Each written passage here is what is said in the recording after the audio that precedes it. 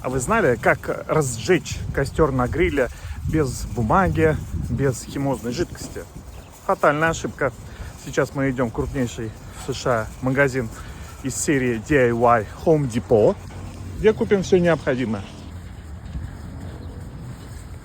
Берем самые лучшие в США угли марки Jealous Devil, размера XL Lamp Charcoal, то есть это куски большие, плотные, которые будут гореть и дольше, выше температура будет и меньше будет мусора в виде золы.